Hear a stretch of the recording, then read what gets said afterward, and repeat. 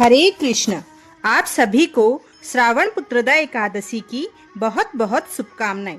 हस्तिनापुर की भावी राज्यसभा आज शांति से भरी हुई है, परंतु महाराज युधिष्ठिर के अंतःकरण में एक गहन चिंता व्याप्त है। राज्य का संचालन, धर्म का पालन और प्रजाजन का कल्याण, यह सभी कर्तव्य को उन्होंने निष्ठा से निभाया है, परंतु फिर भी एक प्रश्न उनके मन में बारंबार उमड़ता है। एक ऐसा प्रश्न जो न केवल राजधर्म से जुड़ा है, बल्कि समस्त मनुष्यों के जीवन और उनके भविष्य की चिंता से जन्मा है। वे विचार मग्न होकर अपने महल के एकांत कक्ष में बैठे हैं। उनके नेत्र दूर क्षितिज को निहार रहे हैं, पर मन भीतर के किसी गहराई में उतर चुका है। उनकी चिंता है, क्या उन दंपतियों के लिए जिनके जीवन में संतान रूपी प्रकाश नहीं है, कोई ऐसा व्रत या उपाय है जिससे वे संतान सुख प्राप्त कर सकें, या जिन्हें पुत्र प्राप्ति की कामना है उन्हें पुत्र प्राप्ति का सुख प्राप्त हो सके। क्या ईश्वर ने ऐसा कोई मार्ग बताया है कि निसंतानों को भी संतान की कृपा दे सके? यह प्रश्न केवल कोई सांसारिक जिज्ञासा नहीं थी, यह एक धर्मात्मा राजा की भावना थी, जो समस्त प्राणियों के कल्याण हेतु उत्तर खोज रहा था। और जब धर्म के पथिक, सत्य के सेवक युधिष्ठिर महाराज इस भावना से श्री हरि को स्मरण करते हैं, तब स्वयं भगवान श्री कृष्ण, द्वारिका के नाथ, योगेश्वर, धर्म और करुणा की मूर्ति, अपनी दिव्य दृष्टि से यह पुकार सुन लेते हैं। श्री कृष्ण एक क्षण में प्रकट हो जाते हैं युधिष्ठिर महाराज की राज्यसभा में, और उनका आगमन केवल आलोक लेकर ही नहीं आता, बल्कि समाधान लेकर आता है, एक पवित्र व्रत की दिव्य कथा के रूप में, जो उन लोगों के लिए वरदान है जो संतान की अभिलाषा रखते हैं। श्री कृष्ण मंद मुस्कान के साथ कहते हैं, हे धर्मराज, तुम्हारा यह प्रश्न न केवल धर्मपूर्ण है, अपितु करुणा और लोक कल्याण से ओतप्रोत है। मैं तुम्हें उस व्रत की कथा सुनाता हूँ जो श्रावण मास के शुक्ल पक्ष की एकादशी को किया जाता है और जिसे पुत्रदा एकादशी कहा जाता है।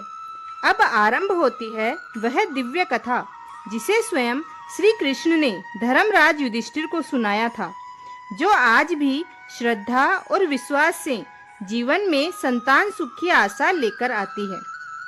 श्री युधिष्ठिर कहने लगे कि हे भगवान, हे मधुसूदन, मैंने श्रावण माह के कृष्ण पक्ष की कामिका एकादशी का सविस्तार वर्णन सुना। अब आप मुझे श्रावण शुक्ल एकादशी का क्या नाम है, व्रत करने की विधि क्या है तथा इसका महात्म्य क्या है, मधुसूदन कहने लगे। इस एकादशी का नाम पुत्रदा एकादशी है। इस एकादशी को पवित्रा एकादशी भी कहा जाता है। पुत्रदा एकादशी व्रत करने वाले व्यक्ति को पूजा के बाद श्रावण पुत्रदा एकादशी व्रत की कथा जरूर सुननी चाहिए। ऐसा करने से व्रत पूर्ण होता है और मनोकामनाएं पूरी होती है। अब आप शांति पूर्वक इसकी कथा सुनिए। इसके सुनने मात्र से ही वाजपेयी यज्ञ का फल मिलता है। द्वापर युग के आरंभ में महिष्मति नाम की एक नगरी थी, जिसमें महीजीत नाम का राजा राज्य करता था। लेकिन पुत्रहीन होने के कारण राजा को राज्य सुखदायक नहीं लगता था। उसका मानना था कि जिसके संतान न हो उसके लिए यह लोक और परलोक दोनों ही दुखदायक होते हैं। पुत्र सुख की प्राप्ति के लिए राजा ने अनेक उपाय किए, परंतु राजा को पुत्र की प्राप्ति नहीं हुई। वृद्धा अवस्था आती देखकर राजा ने प्रजा के प्रतिनिधियों को बुलाया और कहा, हे प्रजाजनों, मेरे खजाने में अन्याय से उपार्जन किया हुआ धन नहीं है, न मैंने कभी देवताओं तथा ब्राह्मणों का धन छीना है। किसी दूसरे की धरोहर भी मैंने नहीं ली। प्रजा को पुत्र के समान पालता रहा। मैं अपराधियों को पुत्र तथा बांधवों की तरह दंड देता रहा। कभी किसी से घृणा नहीं की, सबको समान माना है। सज्जनों की सदा पूजा करता हूँ। इस प्रकार धर्मयुक्त राज्य करते हुए भी मेरे पुत्र नहीं हैं, इसलिए मैं बहुत दुख पा रहा हूँ। इसका क्या कारण है? राजा महीजीत की इस बात को विचारने के लिए मंत्री तथा प्रजा के प्रतिनिधि वन में चले गए। वहाँ बड़े बड़े ऋषि मुनियों के दर्शन किए।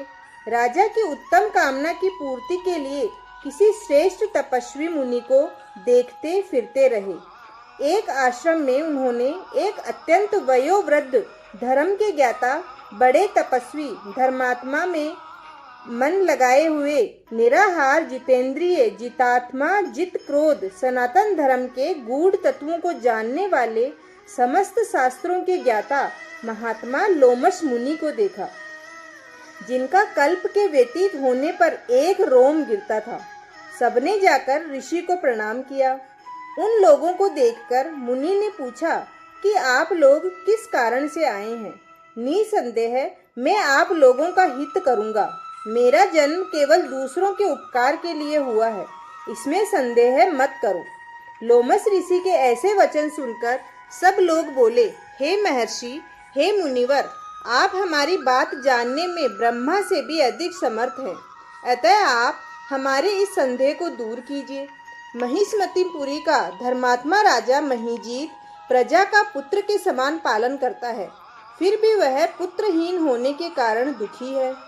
उन लोगों ने आगे कहा कि हम लोग उसकी प्रजा हैं, अतः उसके दुख से हम भी दुखी हैं।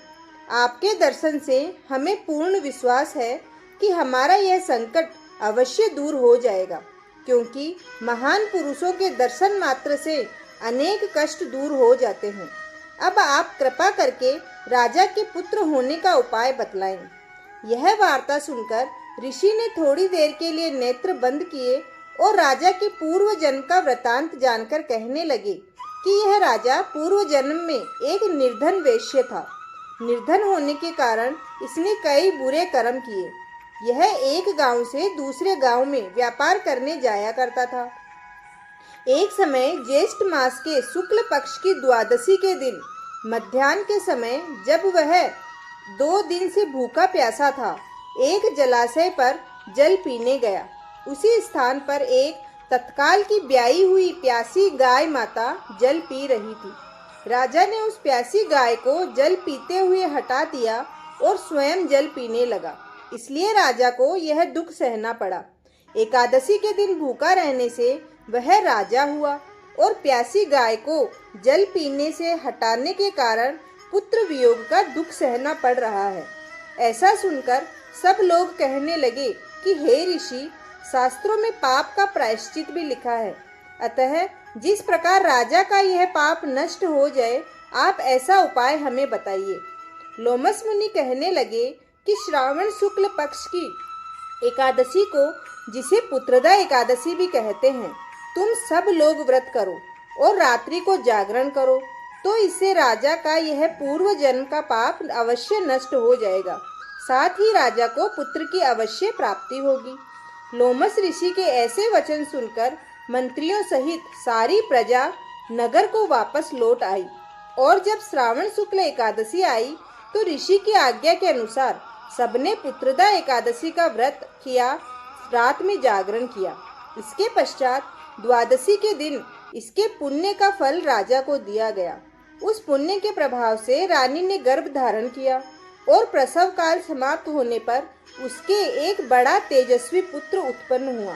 इसलिए हे राजन, हे युधिष्ठिर, इस श्रावण शुक्ल एकादशी का नाम पुत्रदा एकादशी पड़ा। अतः संतान सुख की इच्छा हासिल करने वाले इस व्रत को अवश्य करें। इससे महात्मा को सुनने से मनुष्य सब पापों से मुक्त हो जाता है और इस लोक में संतान सुख भोगकर परलोक में स्वर्ग को प्राप्त होता है। इसलिए भक्तों, अगर आपको पुत्र प्राप्ति की इच्छा है, आपके मन में यह विचार कर रहा है कि काश हमारे भी कोई पुत्र होता, तो आप यह व्रत अवश्य ही करें। आज के इस युग में कई दंपति ऐसे हैं जो निसंतान हैं, ना उनके घर में पुत्र है ना पुत्री, तो संतान प्राप्ति के लिए भी आप यह पुत्रदा एकादशी व्रत अवश्य करें। भक्तों, अगर आपको ये कहानी पसंद आई है तो चैनल को जरूर सब्सक्राइब करें, वीडियो को लाइक करें, शेयर करें। धन्यवाद।